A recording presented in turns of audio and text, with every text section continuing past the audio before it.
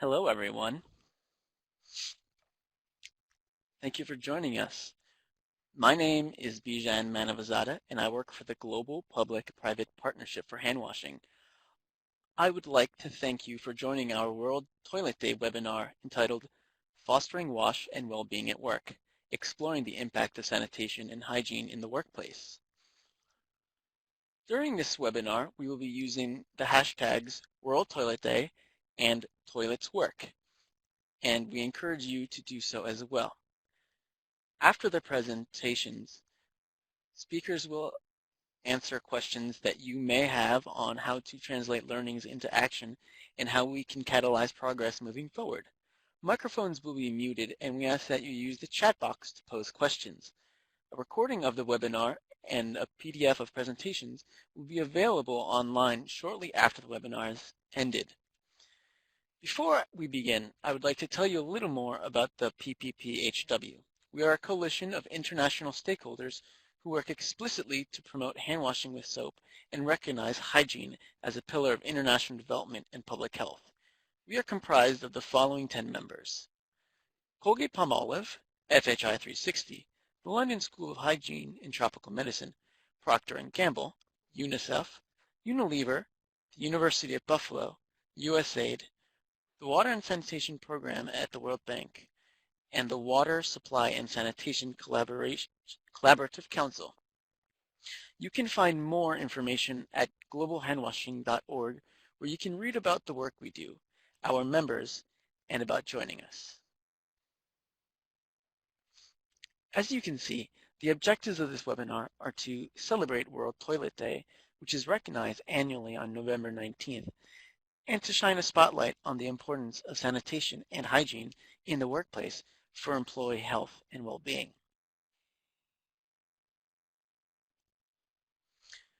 According to the United Nations, 2.4 billion people globally do not have access to a toilet or improved sanitation facility. Of them, nearly 1 billion people defecate in the open. This threatens an individual's dignity and exposes them to potentially harmful situations, and is especially true for women and girls. Furthermore, those who defecate in the open are less likely to wash their hands after relieving themselves, increasing the likelihood of disease spread. According to UN Water, 38 workers die every hour from diseases caused by a lack of sanitation. Investing in toilets provides numerous benefits that far outweigh the cost, and access to sanitation and hygiene in the workplace can help people maintain good health, which in turn improves productivity and strengthens economies. In this webinar, you will hear key takeaways from 3 presentations that are involved in increasing access to sanitation and hygiene in the workplace and in the private sector. Presenters will outline their water, sanitation, and hygiene solutions and share how we can learn from their experiences going forward. We will first hear from Cindy Kushner of UNICEF, who will discuss the Wash for Work initiative's efforts to improve workplace sanitation and hygiene.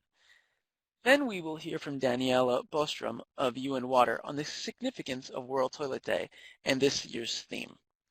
Last but not least, Mai Lanha of CEO Water Mandate and Isabel Hirschenhorn of WaterAid will examine evidence around how corporations can scale access to wash for employees.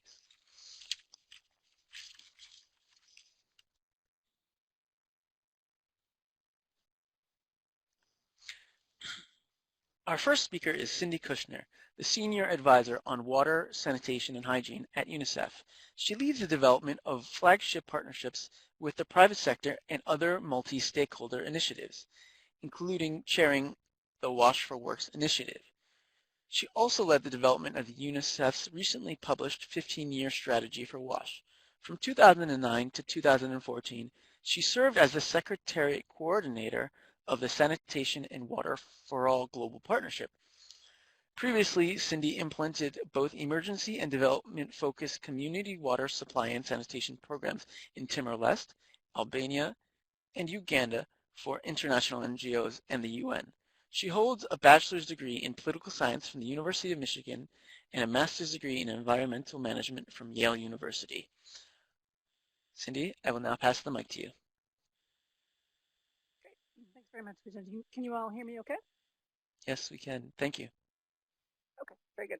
And thanks so much for just flipping the slides there. If you want to head over to the next slide. Great to speak to you all this morning. Wash for Work is a new initiative. I'm going to explain sort of why we've started the initiative, as well as explain a bit about the initiative. And then actually Milan and Isabel's presentation will really help to contextualize and drill into what it really means in terms of what we need to do. So I think most of you are familiar with WASH. I'm not going to go through the details of why WASH matters, but WASH is important for a number of facets of people's lives. Of course, we know washing hands with soap after defecation before eating cuts pneumonia, amongst many other things. And so if we look at that from a business angle, workers with pneumonia, for example, are not only likely to be less productive themselves, but then they pose a risk of infecting other coworkers. So we're really trying to bring the issue of WASH to reflect how it's appropriate, how it's relevant for businesses themselves and their own bottom line. So moving away from philanthropy and having businesses look at why WASH and all the different facets and ways that their operations touch on WASH matters to them. Next slide. So why do we need a sort of concerted effort of WASH for Work? And we consider WASH for Work not only the title of our initiative, but really that's the agenda. And again, I'll come on to explain the clarity of what that agenda encompasses.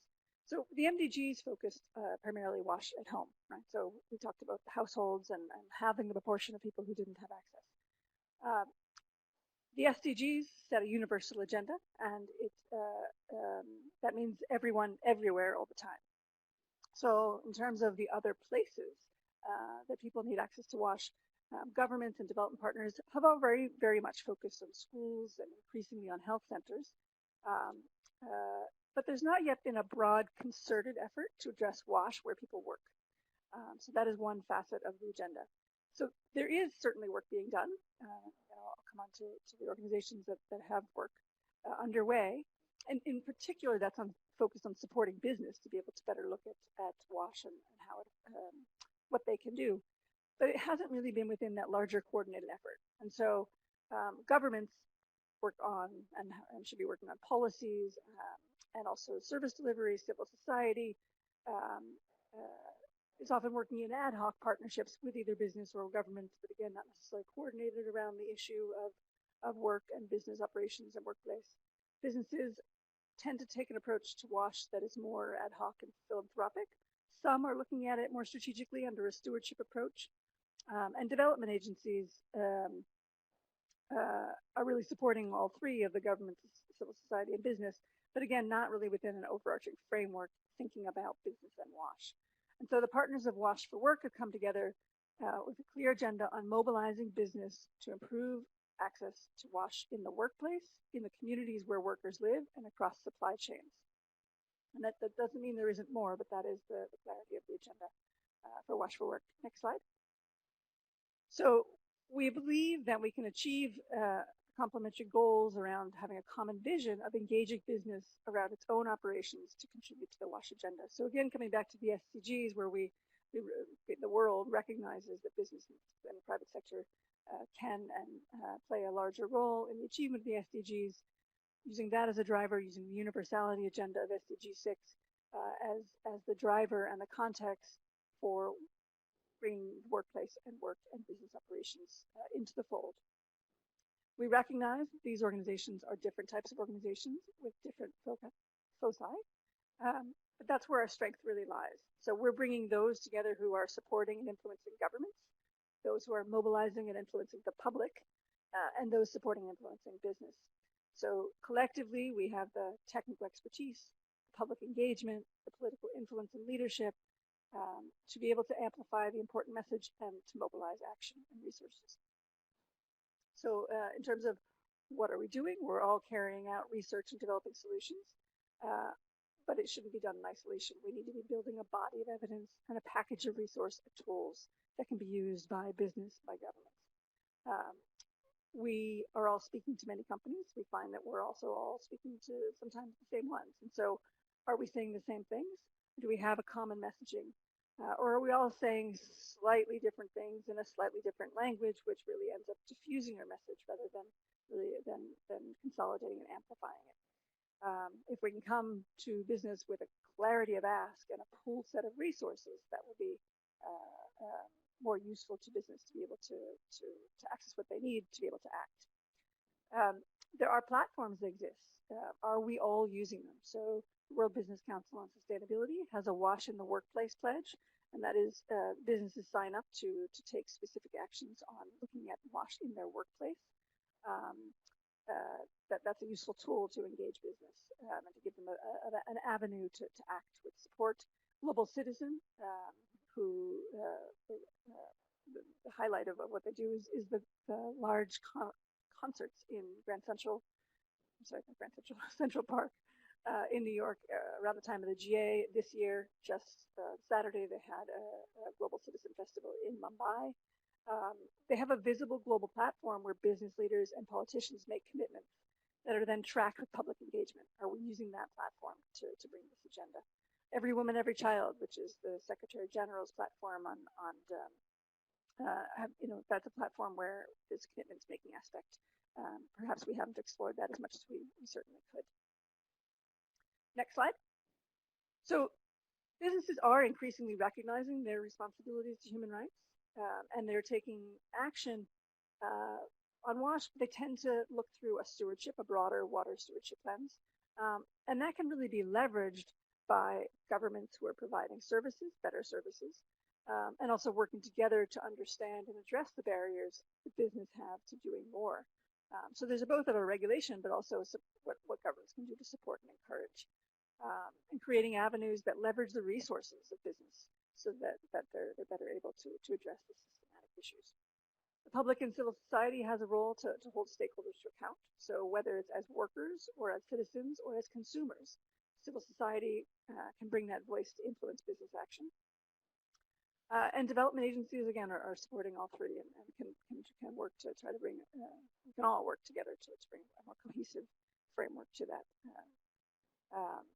And if we can align all those activities, we'll achieve better outcomes. So again, by aligning the elements, by amplifying the messages, and supporting actions by all, we believe we can deliver better access to WASH everywhere. Next slide. So what is the initiative? Why have these organizations come together? We have now, that's the agenda. These are the organizations. What are we going to do? We're going to coordinate our efforts. We'll collaborate, and we'll align and amplify our efforts.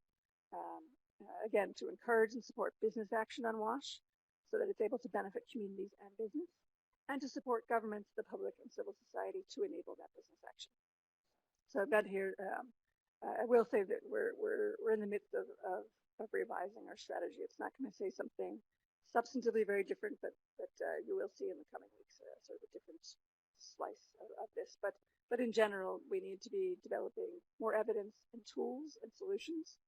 We need to be doing advocacy, and we need to be doing more around using the platforms that we have to enable awareness raising and action in terms of commitments making and other ways that businesses can make commitments and have visibility brought to the good actions that they're taking. Next slide. Sorry, I was one behind. I forgot to tell you next. So I've just covered that one. So again, creating evidence and solutions, advocating, and enabling the action. My last slide here. We've developed an initial set of actions that we believe business can take now. And again, even coming up with the clarity of what does this all mean and what can we do. We've laid out the bones of it, and that will evolve in the coming year as we have more evidence, as we have more solutions. There's only so much utility in asking business to do something that you can't support them to do and that they don't know how to do. So we're trying not to get too far ahead of ourselves in the ask without supporting, being in a position to support the ask. So we will, our website has, will link the available resources. We'll be developing a framework for action from a business point of view, sort of if you want to take action, what are the things you can do within your corporate systems? And that'll be available in the coming weeks. We're developing a business case. And again, that's not so simple because a lot of the evidence simply is not there. So we have some very broad statistics, like one that I think Dijon, you mentioned it, but I know that Janelle is going to come back to it. 38 workers die per hour in the workplace due to wash-related illnesses. That's not enough of a business case. That while that's an interesting and important statistic to raise, and that should certainly get people's attention, if you really drill into that, what does that mean for a given business? It's a much harder line to draw. So we have to do better at being able to draw the line for the business themselves. So we're developing those two sort of new tools for business, but also consolidating the available resources that we have. Again, there's a website which will show the link on the last slide coming up. And we're looking in the coming year to work with businesses so that they're able to share the experiences of what they're doing, but also working together to, again, develop that evidence and the solutions and the approaches to be able to shape what business needs and be able to learn from what they're doing, and have this be the place where we can bring all of that information together. So again, we're not learning in bits and pieces, we're learning collectively. So in the coming year, we'll be expanding our sort of partnership membership to include businesses themselves. ILO launched a set of tools on Saturday, World Toilet Day, looking at wash at work. And so they've consolidated all the existing ILO, the International Labor Organization, which is a tripartite organization of government, workers, and businesses. And they've reviewed all the regulations and standards and guidelines and pulled out what exists on WASH and created some training tools for businesses and governments and workers to be able to act on what is already there in terms of those ILO instruments. So that was very much done within this umbrella of Wash for Work, and we'll be able to bring that to bear on all the work we're taking forward. Milan and Isabel will present on the work they've been doing on scaling WASH through supply chains. I'll just give one other sort of very concrete example of what this all looks like ultimately. And obviously I work at UNICEF. So one example from UNICEF is in partnership with the global brands. And so if you think back to our tagline of it's mobilizing business action on WASH in the workplace, in the communities where workers live, and through supply chains, that is for big companies, are they bringing their influence to bear for supply chains to be looking within their business and within the communities where they operate and where their workers live. So we're working with the global brands, a few garment industry companies, to connect with the factories on the ground in Bangladesh. And similarly, we have a strong partnership and we support to the Dhaka water and sanitation utility. And so we're able to work with the factory managers to review WASH within the workplace and to help strengthen hygiene promotion and making sure the facilities are available and appropriate and used, but also to extend services into the communities where workers live, and working with the utility to do that, and making sure that that's a more cohesive approach, seeing where business can interact there. So again, the global brands recognize that garment workers are often living in low-income communities that maybe do not have WASH services. Suppliers benefit when workers have WASH at home. So for an example, it's been reported that because there's no toilets at home, workers come to work and queue up for 20 to 30 minutes in the morning at the toilets. That's not in business's interest. That's a loss of their productivity. So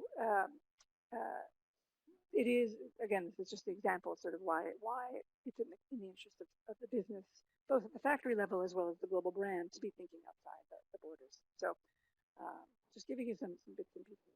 But when we talk about WASH in the communities, it doesn't necessarily mean the business has to go and put in boreholes and build toilets.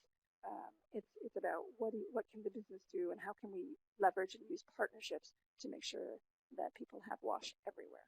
And we're using the advantages and the leverage and the influence and the resources of all the partners to be able to do that in a more comprehensive way. So just a final note, again, we are revising sort of our strategy and our governance to make sure that we're really able to stay focused on enabling the business action, to have an active role in the initiative, so that we're calling pioneers. And we're also developing a roadmap of the activities that we'll be doing through next year collectively. So again, each organization will be doing things, but making sure we're also finding new opportunities for partnership, and we're bringing it all together with a clear focus and some objectives. So we'll hope to have more evidence and solutions available, as well as doing more advocacy and bringing the issue more to center stage. So with that, the last slide has our website and an email. And again, as I mentioned, I'm chairing the initiative. Mylan, as well, in the CEO on our mandate, is also going to be leading in supporting the initiative from sort of a secretariat side of things. So any questions for me or for her or for Isabel? We're all pretty tight with the people and we're all very involved. So look forward to having your engagement and your questions. Thank you, Cindy. It was a very interesting presentation. Our next speaker is Danielle Bostrom-Kufe, who is UN Water's Communication Manager. Her expertise is in strategic communication, public information, and international and public relations. Daniela has worked internationally for 15 years, almost 10 of which have been in the field of water and sanitation. She holds 2 undergraduate degrees in communications from Stockholm University and Université Paul Sabatier, and a master's from the University of the West of England. I will now pass the mic to you, Daniela. Thank you so much, Bijan, and to you all. I'm so very sorry that the yearly fire drill here at the WMO building happens just when we're about to start the seminar. So I'm so very sorry about that. But hopefully we'll be able to just delve into what World Toilet Day and the campaign was about. And I also want to thank Cindy for being able to be so agile and just jumping in beforehand. So as Bijan said, my name is Danielle Bostrom and I work for UN Water. UN Water coordinates the UN's work on water and sanitation. And what that actually implies is that some of you who know the UN system, may have noticed that the UN does not have a exclusively dedicated agency funded program for water and sanitation. And some of you may have wondered why that is, some of you may have understood why that is, and that is because water is cross-cutting and sanitation is cross-cutting. It touches upon health, it affects children, it touches upon the environment, and so forth. So that's why nearly all UN agencies, funds, and programs have a water sanitation program. So through UN Water, they come together and they coordinate some of their work. This mainly relates to policy advice and technical advice. So for example, with the SDG on water and sanitation, UN Water came into the picture and recommended jointly to member states what a goal would look like. A second line of work that they do is the monitoring and reporting part of things now that the SDG has been set. And the third thing that is coordinated from UN Water is building awareness, raising awareness and building knowledge rather, around water and sanitation. And that's mainly done through the 2 campaigns, World Water Day and World Toilet Day. So World Water Day, I mean, that campaign has been going on for a very long time. World Water Day has been here for ages. It was established in 1993. Everyone gets behind the train. World Water Day, very classy, lots of celebrities get involved. But World Toilet Day, a completely different story. A completely different story. I mean, who wants to really associate their brand with toilets? Not many celebrities want to do that. So we experience a whole lot of other challenges with World Toilet Day. But something I can tell you is that it's one of the most rewarding and important topics and projects that I've ever worked with. Because on the one hand, you have all these facts that are just appalling and unacceptable. 1 in 3 doesn't have a toilet. 800 children die every day due to burns of water and sanitation diseases, and women miss out on development of work opportunities. And this is all just due to the lack of safe water and sanitation. So that's on the one hand. But then on the other hand, I mean, toilets is a laughing matter. So how do you then combine the two? And I have a very short anecdote that just happened that I can maybe share with you to illustrate this. So I have 2 children, and one of them is 6 years old, or nearly 6 years old. So he's deep into this poo and pee age. I mean, he can talk about it for 24 hours straight and still would think it's funny. So the other day, he comes home with a book that he's borrowed from the library, and it's about poo and pee, of course. And I was so sure that he was going to come to me and say, look, Mommy, this is a book about poo and pee, ha ha ha. But no, he came running and he said, look, Mommy, I borrowed about a book about your work. And for me, that was just such a revealing moment where I understood that if we can break all the taboos that surround water and sanitation, and especially around toilets, and work with six-year-olds so that they understand that, yes, toilets and poo and pee can be very funny, but it can also be work, then maybe these campaigns that we do, they work little by little. So I'm so very happy that GPPP are organizing the seminar to talk about WASH and well-being in the workplace. And I know that Cindy has already talked with all the professionals here as well. We'll talk about sanitation, and they have sanitation as part of their work. So this is the theme for World Toilet Day this year. Toilets work. They save lives, they increase productivity, they create jobs, and they grow economies. So I will talk a bit about the campaign as well as the topic. And then I look forward to listening to the colleagues that have not yet spoken when they go into a bit more of the details. So slide 2, please.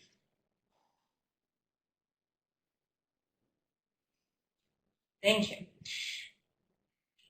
It's kind of hard to imagine trying to work somewhere that didn't have toilets.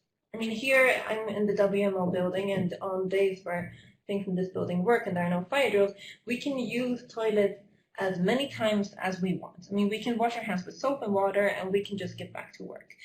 We've been putting up posters for World Toilet Day in all the toilets, and it's been a joke for a whole week now that I'm a frequent toilet goer, so I see these posters a lot. But it's very hard to imagine that in some places, or many places, workers don't have that privilege. It's quite also easy to miss the connection between sanitation and livelihoods, but it is a very critical part of decent work. I mean, access to toilets, like access to safe water, is a human right. So some of you probably have already heard, and it's already been mentioned probably in the seminar, 2.4 billion people lack access to safe sanitation, and they live without a household toilet. And those people, they are quite highly unlikely to have a toilet where they work. So this means that in the shops, markets, schools, factories, and of course, even in some hospitals, the staff there, they have this awful choice between going to rudimentary latrines or finding somewhere to work, to go in the streets or fields. This means that many workers will avoid eating or drinking so that they don't have to go as much. Some also suppress the urge. This relates to high absenteeism and very high morale and very low morale. And many, they do get very seriously ill. So you have all these diseases spreading at work, mostly due to poor sanitation and bad hygiene. And every hour there are 38 workers that die just because of this. So in short, toilets are lifesavers, and they increase productivity by keeping the workplace clean and safe, and they allow people to just get on with making a living. Slide 3, please. Toilets are also a big business opportunity. We've heard Cindy talk already about this, and the global demand for sanitation and water services is worth over $50 billion US. So this could be and should be an incentive to service providers, both large and small, to fulfill people's basic rights and at the same time create long-term jobs. A fact here is that the loss of productivity due to illnesses caused by lack of sanitation and bad hygiene can cost up to 5% of the GDP for many countries. On Friday, we had an event here at the Palais des Nations in Geneva, where we had the International Standard Organization that were talking about these new toilets that are self-sufficient, and they are just about to launch these standardizations for these toilets in 2018. And I didn't have a chance to talk more with the person who presented this, but I will do. And if anyone is interested in knowing more about this, I can also connect you with that person who gave a wonderful presentation. Slide 4, please.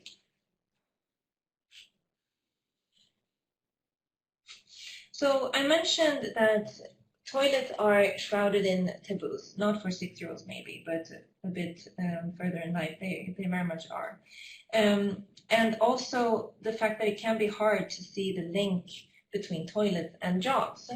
That's why in the campaign this year, we put this website up where we put the first thing you see is we must break the taboos, which is what the Secretary General of the UN said when Toilet Day was installed in 2013.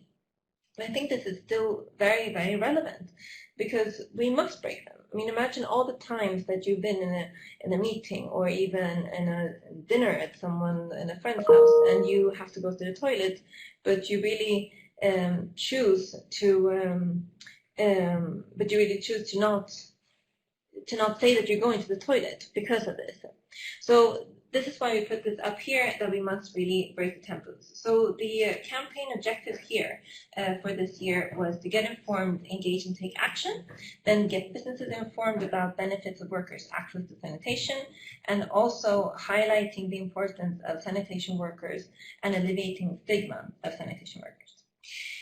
So for this, we created this website. We had all this promotional material that could be downloaded, and we organized the event here in Geneva, and there's also an event in New York. Of course, this is just the events that we organized. Then there are hundreds and hundreds of events around the world that happen in and around on World Toilet Day.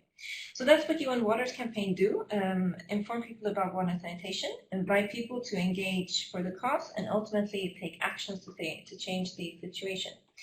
Can I have slide 5, please? So on social media, the picture is very promising. In only 2 years, the social media engagement has grown about 40%. So in terms of maximum potential reach, from 375 million to 686. And this year will be very interesting to see how much it grew. But of course, we still have a long way to go. I mentioned my 6-year-old to you, but I also gave a presentation to a group of 15-year-olds, and that was a completely different matter. So you see the whole spectrum, where poo and pee is very funny when children are small. We can talk to them about it. We really have an opportunity to raise awareness around with children. But then when we talk about toilets and poo and pee to 15-year-olds, it's a completely different story.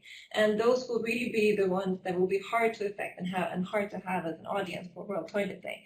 And then we, of course, have the adults, who realize that it's important and we can talk about it in a way to try and break the taboos. But this will be the challenge for next year, I would say, and for UN Water to really try to understand how do we get into the 15 to 18-year-olds' life and talk to them about sanitation in a way that they understand.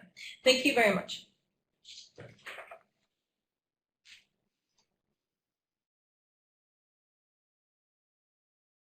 Thank you, Daniela. That was a great presentation. We will now hear from our last 2 speakers, Mai-Lan Ha, the Senior Advisor to CEO Water Mandate, and Isabel Hirschenhorn, the Innovation and Strategic Engagement Team Leader at WaterAid. In addition to her role with CEO Mandate, Mai-Lan serves as Senior Research Associate for Pacific Institute. In her work, she focuses on advancing corporate water stewardship to improve company practices as it relates to business and the human rights to water and sanitation, collective action, and partnerships. In the past, Mai-Lan worked on trade, sustainable development, and human rights issues in Southeast Asia. She holds a BA in history from UCLA and a master's degree in international affairs from Columbia University's School of International Public Affairs. Isabel Hirschenhorn has worked at WaterAid since 2008 in a variety of roles. In her present role, she leads the Innovation and Strategic Engagement team, influencing the private sector to take action on WASH and create innovative engagement routes to maximize the impact of our partnerships. Isabel holds a Master's of Science from Birmingham City University. Great.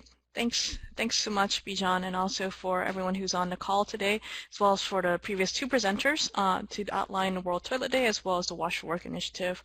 What we wanted to do today was to highlight a particular project that the 3 organizations, WaterAid, the CEO Water Mandate, and WBCSD has worked on for the past year or so. That looks specifically on what it is that we can do with companies in order to scale action on WASH in their supply chains. Bijan, if you can please move to the next slide.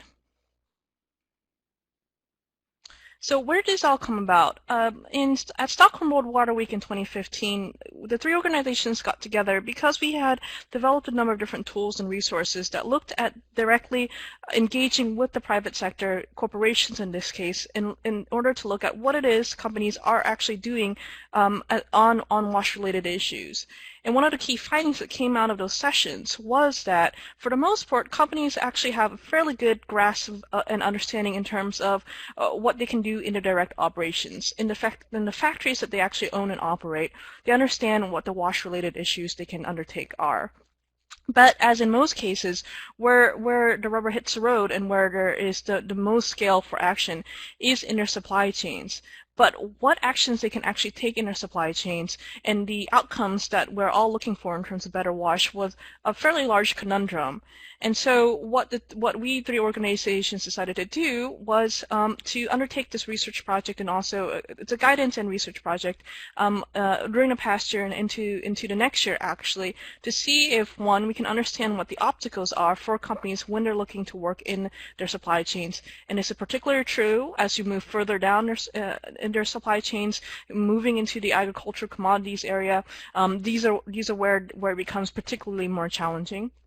In order to understand what existing guidance and tools and approaches companies are actually currently taking to address wash in their supply chains, how effective have they been, and where are there areas for improvement, in order to see, and also to see if we can build upon existing collaborations and existing initiatives that are out there in order to bring about better outcomes. Next slide. So what we actually did in this kind of first part of the project is to put together a white paper. And the white paper was basically built upon a number of different aspects. One was desk-based research that the three organizations undertook that looked at just generally the approach that companies are taking in their supply chain. As it relates to wash-related issues. And then it also looked at, we also interviewed a number of different companies to better understand what they're doing as well. And the white paper kind of lays out the current situation, if you will, what the challenges are, what the opportunities are, and basically to lay out what the potential next steps might be once we're looking to scale action on WASH. Next slide. One of the first areas that we looked at, and Cindy touched upon this very clearly, was this business case for action on WASH. We've kind of heard generally that there is general understanding by businesses that there's a macroeconomic incentive for taking action on WASH at the broad economic level, right? In terms of this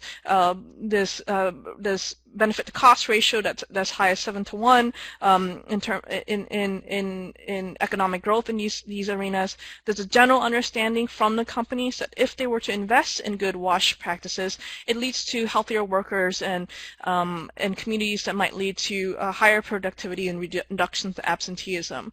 But one of the major issues that companies are facing when they tell us that, if we really wanted to engage with our suppliers, these macroeconomic examples are good. That's very nice and all, but our factories and those factories and those suppliers with whom we're working with are generally just worried about their returns. So if we can't make the direct case around site-based level interventions for the case for WASH, then it's insufficient. It's really hard for us to get our suppliers to make the changes that are necessary when their bottom line is already fairly narrow. So things like, this is one really good example that's been documented and fairly widely, is Levi Strauss's HER project, where they actually kind of monitored what the outcomes are for a very site-specific level intervention that showed drops in absenteeism as well as returns on investments for their factories, and that there's more need for these types of interventions. And these are some of the things that we'll be looking to work on in the coming year via the Wash for Work initiative in particular. Next slide. So what did we see in terms of the challenges that companies are facing when they're trying to approach WASH in their supply chains? One of the major barriers, and we've heard this over and over from the companies, is that if you just look at WASH as a standalone issue, as opposed to how it's integrated across the different sustainability issues, it won't rise up to the highest priorities for many of the companies, particularly when these companies are, addressing, let's say, 20 different sustainability issues that are related to labor and human rights issues that they're facing on the ground, to the variety of environmental issues from climate change to water to biodiversity that they're trying to work with their suppliers. So when we look at WASH in a singular lens, then it loses the importance of it. So so there's a need to better integrate the issue of WASH across sustainability issues, underlying its importance for the variety of areas that they're looking to bring about changes. That's one of the first barriers. When we also look at the challenges that when you look at the WASH holistically, for the most part, the companies kind of understand the need for ensuring that there are, the taps and toilets that are installed by their suppliers in their factories. There's a little less recognition of the relationship between WASH-related issues and labor-related issues. In this case, things like, are there appropriate break times that allow the workers, whether it's in an agricultural context or whether it's in a factory context, to actually access those taps and toilets when they need to. Those connections aren't necessarily made because in many companies, it's not just the NGO world or the government worlds that are working in silos. Companies generally work in silos as well. So making those connections is a major barrier. For the most part, the hardware components are generally understood, but the behavior change, the software components, are not very well understood, and therefore these ones pose particularly challenge to companies in terms of how do they understand what sort of sanitation services are needed or would be used by their workers in facilities. What sort of hand washing, hygiene, the importance of hygiene for workers, what programs can they actually undertake in those areas to bring about better WASH outcomes. So those kind of behavioral change elements are not really addressed by companies currently, and a lot of that is because there's a little bit of fear of how to address it in a way to actually understand the social norms underlying a lot of these issues. And for a lot of the companies, their supply chains reach across globes in a lot of different geographies with variances in the local water governance structures. And so where it is that there are weaker water governance structures, there's less likelihood that they'll be able to meet some of their responsibilities. So there's that kind of general challenge they're facing. Next slide. So the current approaches to the way that companies are approaching WASH, we've kind of categorized it in these 5 categories. To the 2 left-hand side are what I kind of call the top-down approach. The 2 right-hand side ones are what I call the kind of bottom-up approaches. So we'll start from the left-hand side.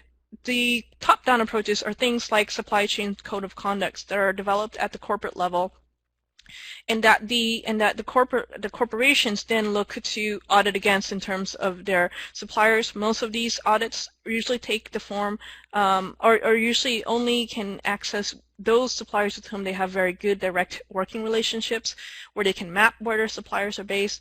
We call them kind of the tier 1 suppliers, right? Some of these might reach further into tier 2, but for the most part, they really are looking at, are you meeting our general quality control standards? Do you have the taps and toilets that should be having in your factories and so forth? For the most part, they do not touch upon the behavior aspects at all. It's all very much the hardware-related components. Some of the companies, though, then use the audit approach to actually bring about better learning and capacity building. So it's not just, do you meet our standard? If you don't meet our standard, then we'll be removing you from our supplier list. But it actually look into it as a kind of more continuous learning cycle. If it is that they are not yet meeting their standards, how can they work with those suppliers to lift their game and so forth? So there are like capacity building modules and so forth that the companies might use with their suppliers. So those are kind of the first 2 areas.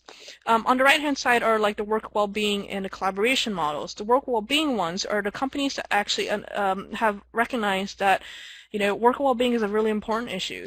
So they actually work in some of their main tier 1 factories, as well as those who actually own some of their farms, understand what the needs of their workers might be working indirectly with some of those suppliers in order to understand the needs of the workers, to implement programs that span not just wash-related issues, but also education-related issues, other health-related issues, and so forth, to create more fully encompassed programs. And some of these companies work in collaboration at an industry sector level, such as the Sustainable Apparel Coalitions and so forth, where they're working across the different brands in order to bring about better outcomes by common groups of suppliers. And then in the middle area, are really the way that a lot of companies are approaching the raw materials, the very deep in their supply chain with whom they have very little direct contact and direct leverage. What they're really relying upon are their certification systems. We can look at those certification systems in this case refer to things like the Fair Trade label, the Rainforest Alliance label, the Roundtable on Sustainable Palm Oil, and so forth, that have audits built into them, but also capacity building programs. And so if it is that they're worried about cocoa beans and workers that are working on that are growing cocoa for their supply chain, then what they've kind of instituted are sustainable agriculture principles, where it is that they'll be sourcing their cocoa beans from certified products, basically, right? So within those, they rely on the certification schemes to address wash-related issues. Just one other comment on the terms of the right-hand side related elements. The question of scalability is always going to be an issue. How can you actually bring these actions to scale? Next slide. And so what we kind of laid out for the meeting in Stockholm World Water Week a couple months ago was potentially different areas where we could take action, whether it is the first two areas, audits and certification, whether we can look at standardizing wash elements in these kind of audit certification schemes, addressing those hardware and behavioral elements, whether it is that we can look to work with the industry-led platforms to integrate wash better, with the potential to scale ongoing work well-being livelihood programs. What are the potentials for our three organizations to work on these specific issues? And then the last area is to really understand this dynamic between the companies and the governments. What can companies do to support governments in terms of bringing about better wash outcomes? And conversely, what can governments do in order to facilitate and incentivize good corporate action around wash-related issues? So those are the areas that we laid out, and Izzy is going to actually talk about some of the themes that came out of the discussions in Stockholm. Thanks, Maylan. So it's, the themes that came out of the Stockholm discussions, but also a nice summary as to what Maylan's been talking about, and a few links to what Cindy was talking about at the beginning of the webinar as well. So the key themes that came through was around everybody and who's seeking to take action really need to understand the context in which that action is being taken. And that context can range from the company or the private sector organisation that you're trying to influence to make wash action throughout the supply chain, but also needing to understand both in terms of the country that they're working, the area of operations, the industry, what the impact is that they're going to be able to make. As Cindy mentioned earlier, it's also around this relationships in country as well, and how actually we can be all working to amplify that message. We also need to understand and adapt our approaches depending upon the type of context. So for example, the Levi's case study with the high female workers, so really focusing on that as the key theme to look at, versus an agriculture or a different industry where it's more around the sustainable water use or the sustainability link. Another theme that came through was around we all like to be incentivized. We all like to know what we're going to be getting out of taking action, be that personally. Why should we hashtag World Toilet Day? Why should we be going about doing all of this different work and ultimately providing the benefits for those individuals that we're asking to take action? So what came through very clearly was around incentives being needed for both management at the site level. So when Maylan was talking about breaks, how is that going to be either enhancing and benefiting the productivity of that site? For workers, ensuring that those behaviours and the bottom-up or the behaviour side of the interventions are maintained and sustainable. And a key one is around actually not stealing some of the things that are put in there, such as soap, and taking it home. So how can we be looking to make sure that those workers are incentivised to not only maintain and develop the behaviours on site, but also when they're going home. In addition, so there's lots of different ways that companies need to be seeing the benefit, and this is something that Cindy mentioned earlier as well in terms of this business case and having a clear and coherent ask of businesses. But that also varies depending upon the type of company, be that a multinational, a national company, or a small to medium enterprise. The other key theme that came out, and we all know this as wash professionals, that water and sanitation is a really key gateway area to look at. Not only do we know that water and sanitation support all areas of development, but actually what we have found, and with the feedback from the World Water Week session, was about how companies were using that water and sanitation committees or different activities as a real kind of gateway and a trust builder to be able to start tackling some of the more contentious issues, such as wages, as the quote on screen says. Next slide, please. So, and this is something that's been mentioned by all the presenters so far on the WebEx, which is around that WASH is not a standalone issue. It's around ensuring that we're integrating not only with the government, civil society, business, community, but also looking at integrating throughout the sustainability agenda and really mapping how businesses relate to WASH and integrate that throughout their operations. There's also a need to really look at corporate water risk and corporate stewardship. There are so many different areas that investing in WASH within the supply chain can really impact on. And there's two great quotes on the screen there as well. So again, talking around this focus on gender, and also one talking from climate resilience and sustainability from a human, environmental as well as a human resilience point as well. Next slide, please. So following on from World Water Week, there are a wide range of next steps. So there's a number of breakout groups where we're going to be looking at a streamlined approach to integrating WASH into audits. So there's this top-down approach that Maylan mentioned. And we'll also be looking through the WASH Work Network and how we can strengthen the business case. And we're trying to do that through a number of different ways, both in terms of case studies and researchers to what is out there and being done by businesses at the moment.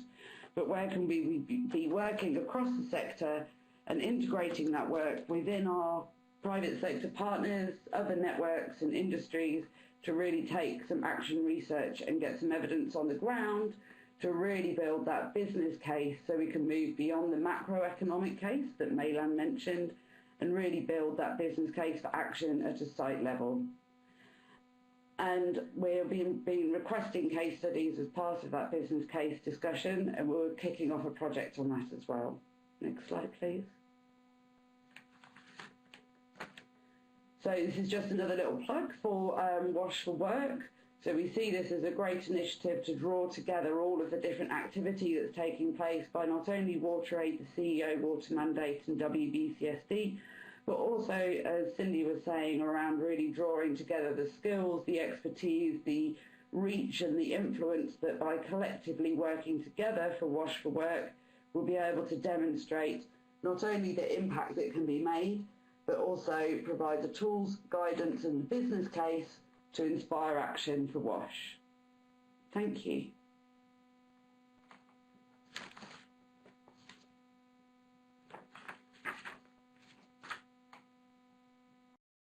Thank you, Mylan and Isabel, for those great presentations. All of the presentations were very interesting and informative and featured a diverse range of perspectives. There were many important takeaways that I found important to improving access to sanitation and hygiene in the workplace for employees, critical to strengthening the health, well-being, and productivity of the workforce. Some that I would like to highlight are featured on this slide, which include, at the most basic level, wash access should be part of working conditions for every company.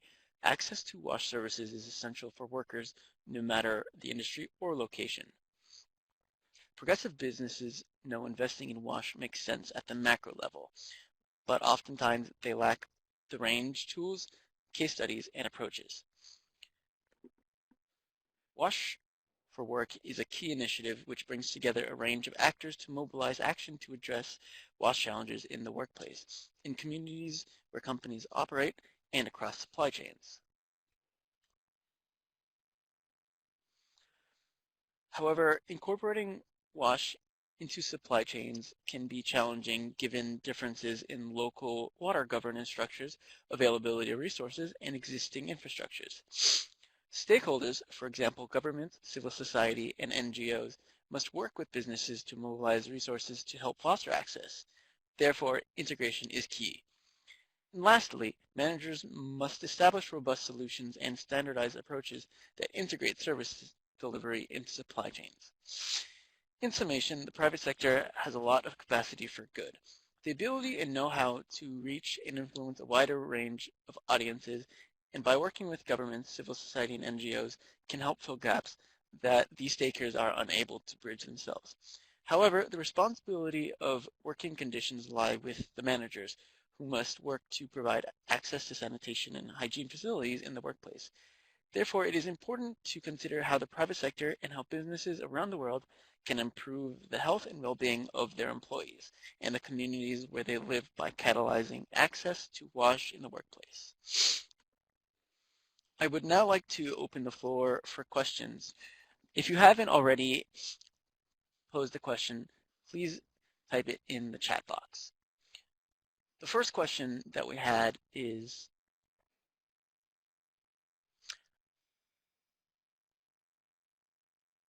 how self-sufficient are self-sufficient toilets?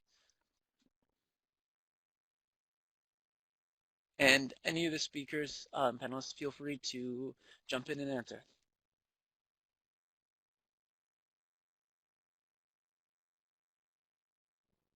Hi, this is Daniela speaking.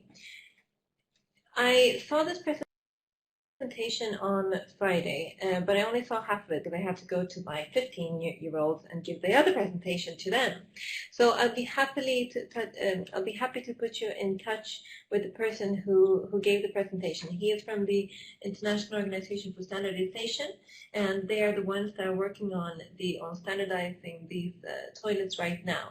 So if you just send your contact to Bijan, I'm more than happy to put you in touch with Mr. Manikovic, I think his name was.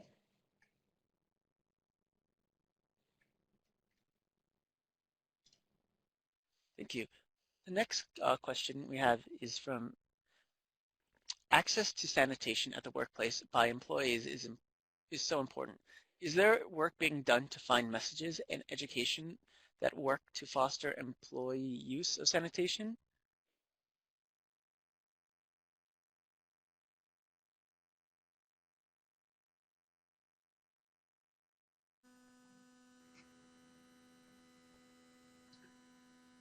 Hi, so it's Isabel from WaterAid, so I can attempt to answer that one. So yes, this is where this whole behaviour and context approach comes into play. So when we say tools and resources, it's not just about the like the audit side or the actual taps and toilets or the infrastructure side that businesses can take action on, but actually in terms of how do you create the environment for the behaviour change, but also how then is that sustained beyond the one-off activity. So there's a range of activity that's taking place within the Wash for Work initiative, looking at different areas, and there's also other activity taking place around if we're going to be investing in action in certain areas across the diverse supply chains and environments that we're working in.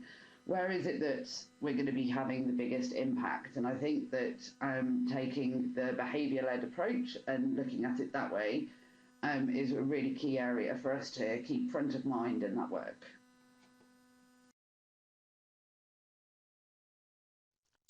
And we have one last question, which is from Ashata Daha. We live in the world where there is unemployment, including where people do not have access to toilets. So what do you think?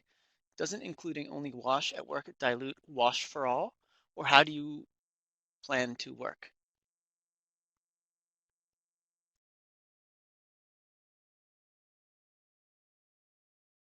This is where I suppose the name Wash for Work and in the context of what we've been talking about today in terms of the World Toilet Day theme of water and jobs and well-being might have skewed some of the content. So Wash for Work is an initiative that's looking at both wash at work in the communities, so washing the communities and also washing the supply chain. So it's not looking just at wash in the workplace. There are the different areas that the Wash for Work initiative is all pulling together under the Wash for Work banner. Daniela, I'm not sure if you have anything to add to that.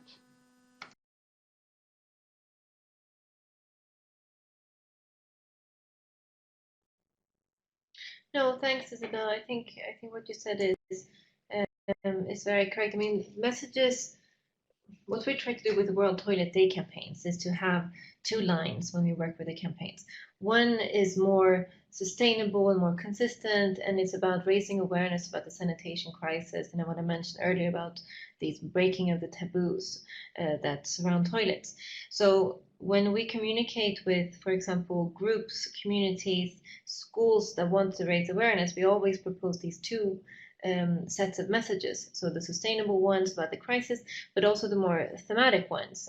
And I mean, I think it's an interesting question, because it's true that when you change messages year after year like this, you can get into the worry and the concern about diluting them. But I do think that since we try to work on these two lines, they are both more complementary than leaning towards the dilution of messages. Thanks.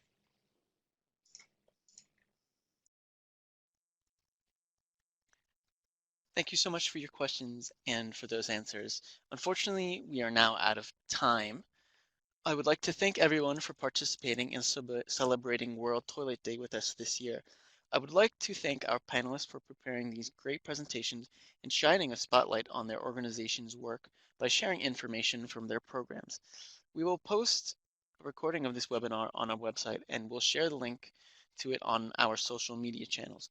Please visit globalhandwashing.org to learn more about sanitation and hygiene in the workplace, and feel free to reach out to us or any other presenters if you would like additional support or information.